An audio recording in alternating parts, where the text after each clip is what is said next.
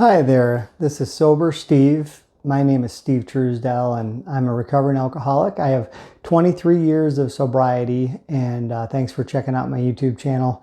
If this is your first time, I had decided to make these videos just in hopes that I could help some people, and fortunately been able to talk to some people along the way, hopefully offer some guidance. And it's unusual because since I've taken the time to do these, it's actually helped me too. So just talking about my experiences and kind of rehashing, my life and how much sobriety has meant to me has been awesome. So I want to give a quick shout out. I got back from a weekend trip to one of is my best buddy, Mark. He lives in Kentucky, and as I said on my video with my brother, how great it is for me to be spending time with quality people who care about me that don't drink. And he's another one. He's another great influence for me because, like my brother, he's just chosen to be a non-drinker. He rarely drinks, and that just takes the pressure off. We have so much fun and hang out and do things, and we don't need a drop of alcohol to enjoy our time. So he helped me modify my Jeep. We put a couple bumpers on, and it occurred to me on my drive home I should have done a field trip video there, and would have been kind of cool because he's really good with car things and mechanical work, and I suck. So appreciated him taking the time to help me and kind of teach me, and it was awesome. So another great successful sober weekend. Ching. So as I said before, I want to do kind of like my part 2 story. If you haven't seen my part 1 story, if you look back through the YouTube videos, I just kind of chronicled my drinking in my early years. I started drinking, I think my first time was in 6th grade. I don't remember if I'm 12 or 13 at that point, but I kind of led my on a chronological order, some things that happened in my life from, let's say from the age of 12 to 16, maybe 17. And I wanted to give you kind of a part 2 on that. My experiences, I'm going to say roughly from age 17 to maybe 21 or 22. And some of this might be redundant from part 1, so forgive me if that's true.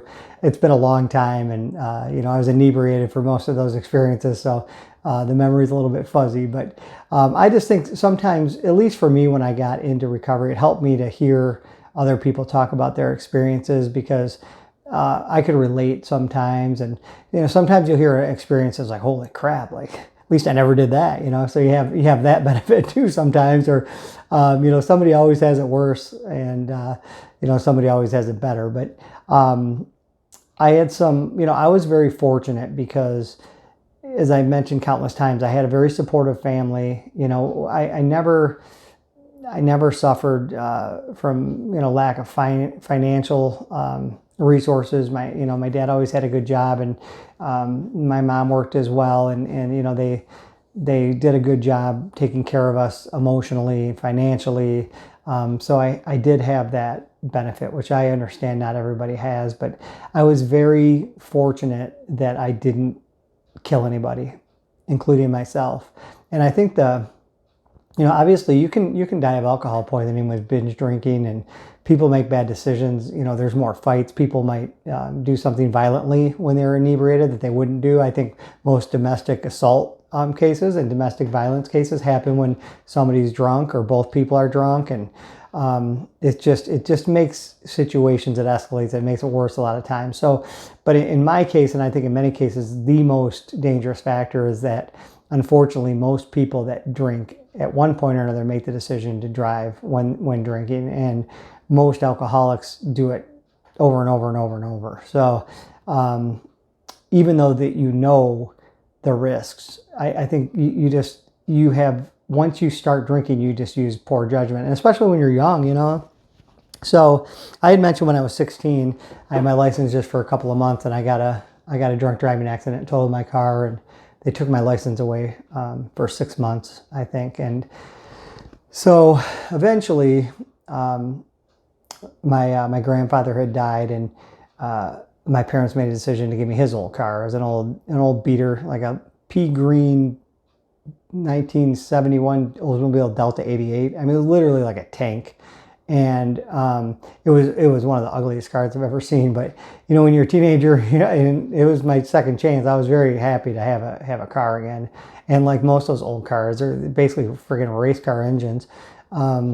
So anyway, I got that car, and it wasn't very long before I started to go to parties, and I started to just drink and drive again. And so, I made it through all of my senior year of high school without another accident. So when I was 16, crashed my car, totaled it, and then graduation week, when I was 17, I got into another accident, and this one was in that green car. And my best friend from childhood, Mike, we had gone to his graduation party, and just thinking back, I mean, all the parents and adults, and we're drinking with them, and we started off like, oh, we're not going anywhere, we're not going to drive anywhere, and we got drunk, and we decided we wanted to go to 7-Eleven, and I think I wanted to get Copenhagen stuff. I used to dip back then, and maybe something else, I don't remember, but we decided. So 7-Eleven was maybe 3 miles from his house, 6 miles round trip. Didn't tell the adults, but they didn't notice. We just wandered off. And so it was the middle of the day, and drove to 7-Eleven, got what we needed, and I was going to pull out, and I pulled into traffic, and a van T-boned us. And fortunately, nobody was seriously hurt, but there was a girl in the van that complained about her neck soreness, and I think she got a minor case of whiplash. There was, I think, 3 teenagers in that car as well, but it was clearly my fault. And they were people that went to our school too, but I didn't know them well. But they were very upset with me. And remember, the cop came over and did the usual, asked me how much I had to drink and stuff. And I'd been through that before, and I was honest that I had been drinking, but I told him I didn't recall how much. So he said, yeah, just give me your license. And he came back to the car, and he said, are you Gilman Truesdell's son? And that was my mom. And I said, yeah. And he goes, oh, your mom's the sweetest lady. And he knew her from the bank. She was a sales rep at the bank, and he knew her and really liked her. And he said, just for your mom, I'm going to give you a break. And he said, I noticed, in the system there that this isn't your first time. And I said, yeah. And he said, this would really hurt your life. If I gave you a second one right now, he said, you need to understand you're getting a gift here, and you cannot screw this up, because if I decided to give you a DUI, like your life path before you're 17, it's going to change your direction. And so I was grateful, but I was just so stupid, because so that car was totaled, that was gone. And so I think it was some time before I got another car this time, because I went off to Eastern Michigan to college, and freshman year, not allowed to have cars. I didn't have the parking for it, so I didn't have a car my first year.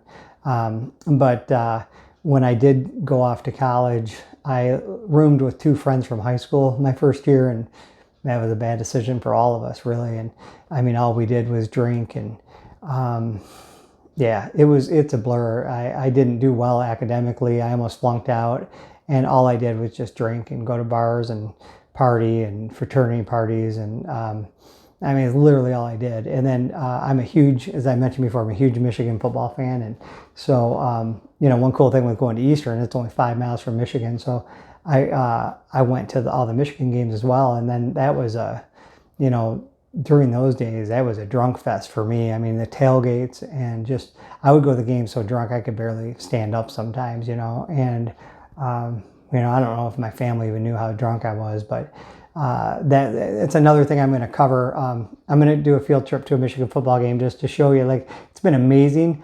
I was so nervous when I quit. This is a side note, because I'll cover this when I talk about my rehab, but I was so nervous that I wasn't going to like those games anymore, and I like them 50 times better without drinking. I mean, it's not even close, and I just love it. I love it all, but yeah, I don't miss drinking at all for those. But so anyway, I'm just trying to give you kind of an idea of what my life was like. And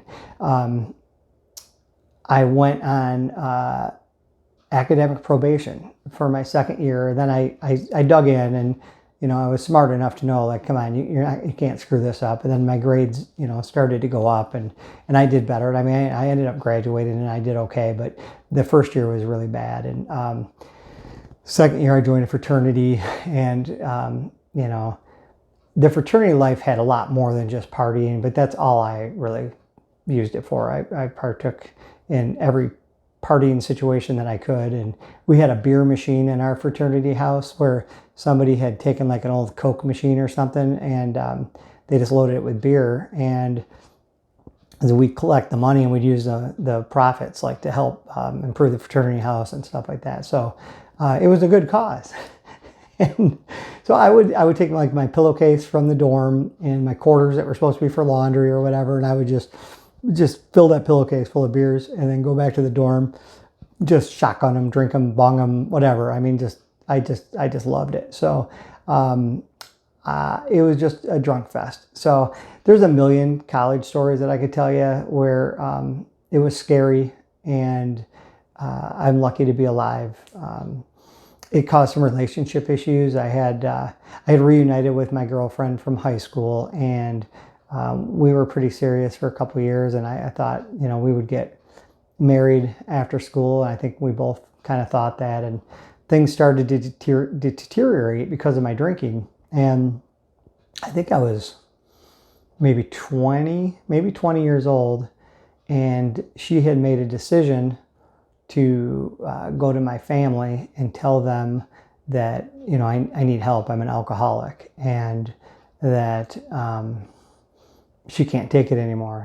She was going to break up with me, and she wanted them to know, like, that I needed help because she knew how close they were with me. And so that was tough. It was tough on my parents, and my sister was out of state at that time, but my brother was involved. And I remember they went over and talked to me and said, "Are you okay?" And I was more concerned with losing the girl that I thought I was going to marry and my relationship crumbling than I was about the alcoholism thing. So I decided that I was going to quit drinking because I thought that would get her back. And so I quit. I quit. I think I was 20. Yeah. And I quit for like 6 months. Just white knuckled it. I didn't get help. I didn't go to counseling. I didn't attend AA. I didn't do anything. I just quit and just filled my time with exercise. And I just kept busy biking and playing tennis and doing healthy things. I lost a bunch of weight at the time, and I was, I looked good, and I was full of energy, and people saw a change in me. But I didn't really change because I didn't get help, and I was just white knuckling, and I still wanted to drink every freaking day. And so when it became apparent that that wasn't going to work, like she wasn't coming back, then I just said, the hell with it, and I ended up starting to drink again. And so and then it just went, and with my family, they knew that I was quitting, so they knew that I tried. And so we didn't have a lot of conversations when I went back, because they were worried about me because they knew how depressed I was about the breakup. And, when you're young like that and you're in love, or you think you're in love, and you get your heart broken, it's a tough thing when you're young. Now it's a tough thing at any age, but I think it's really tough. Young people in general, I think sometimes are very insecure, and I was particularly that way. And I didn't react well. I didn't know how to handle it well. So I just went back like I was, like I used to be. And I got through my last couple of years of college, and I did, as I say, I graduated, I did okay. But it was a drunk fest. And then when I got out of school, I had another, I think it was in like the summer after I graduated, my good friend from childhood, Mike, and I decided we were going to go, we're from Novi, we decided we were going to go to Detroit on Grand River Avenue and go to every bar on Grand River from Detroit to Novi and have a drink in each one. And I don't remember if we made it or not, but we went to a lot of them. And then we were driving back to Novi, and the Meadowbrook Road in Novi, and I looked in the rearview mirror, and I was being pulled over. And I thought, oh, man, here we go again. So Cop was very nice. You know, I told him I'd had a few drinks, and so he ran the sobriety test, had me get out, do everything like that, and I actually passed, you know, the alphabet and the balance and all that. And I think he was a little bit on the fence whether I was drunk or not. And then he gave me a breathalyzer, and I mean, I was rocked. I mean, it was like a 0.14 or something, like a pretty good reading. It wasn't close. And he asked me to come back to the police car and told my friend to stay in the car. And I got a little bit emotional at the time. And he said, you know what, Steve? He said, you've been straight with me. He said, I'm going to give you the break of a lifetime, and I'm not going to give you a citation tonight. And he said, I want you to leave your car there. And he said, every hour I'm on patrol, I'm going to drive by that car. And if it's gone before 8 o'clock tomorrow morning, I'm going to come to your house and arrest you. If it stays there, then you come and get it after 8 o'clock. And I hope you learned a lesson. And he said, I will take you, you know, anywhere, you know, in the area that you want to go tonight. And he said, but think about it, because it's going to be a few minutes. He goes, because I'm going to give your friend a ticket for an open intoxicants because I don't like them. So he gave my friend a ticket and let me go. And it's just another example of, how did I get away with that? You know, how did I get away with it? I mean, he was trying to give me a break. He was a great guy. I was grateful for it. But was it the right thing? Probably not. I don't know. But so we drove to Denny's. I had him drive me to Denny's, and I bought my friend lunch or lunch, 3 a.m. breakfast, since you know, I'd got him a ticket. And so those are just some more examples. But you know, one more thing, like with the Michigan football games, I would, Friday night when I was in college, I would always go to a party or a bar, and we'd get in at 2 or 3 a.m. and sometimes I'd stay up till 4 or 4:30 just drinking as much as I can. And I remember one time it was a noon game, and I was supposed to meet my family in Ann Arbor at like 8 a.m. and I was drinking till like 4:30, and my alarm went off at 7:30. And so it was 3 hours, and I woke up and I was throwing up in the kitchen sink, and my roommate at the time came out, and he's like, dude, what, you know, are you all right? I'm like, yeah. And then I threw up, rinsed that down, and then I grabbed a 40 ounce of like Coors Light or something out of the fridge and just started drinking it like 7:30 after throwing up. It just, all the time, that was what my life was like at that age. And there was really no variance on that. It was just an emotional roller coaster with trouble, grief, guilt. So I bounced around, but that's my story part two. You know, from the time of 17 till 21 or 22. That gives you a little bit of a feeling for how the disease had kind of escalated for me.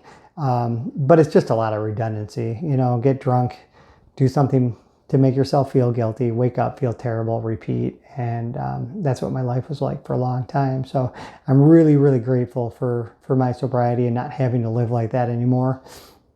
And so I'm going to conclude that. I'm going to do a part 3 eventually, which will be like from age 21 till, you know, mid-20s. And then I'll probably do one from mid-20s to 30 when I quit. And then I'm going to do one on rehab. And as always, if you have any questions, if you want to reach out to me, if you truly feel like you need help, please reach out. You know, I'm just a schmo. I can't really help you, but I can advise you or let you know what it was like for me. But if your insurance covers outpatient rehab, or inpatient rehab, like if you really have a problem, that's probably the number one first step to make, you know, or an AA meeting. But I get a lot of feedback from people that don't love AA. But I understand that. I never loved it when I first started to go either. And but sometimes you just don't like the message, you know. But there are a lot of people in AA that I think get addicted to AA, you know, and it's so because we're all a bunch of addicts, you know, and so that's not necessarily a bad thing that they're addicted to AA, but sometimes I think that can scare newcomers off because some of the old timers, they call them there or whatever, are kind of opinionated and don't ever let anything anyone says to you bother you. You're there for you, to help you.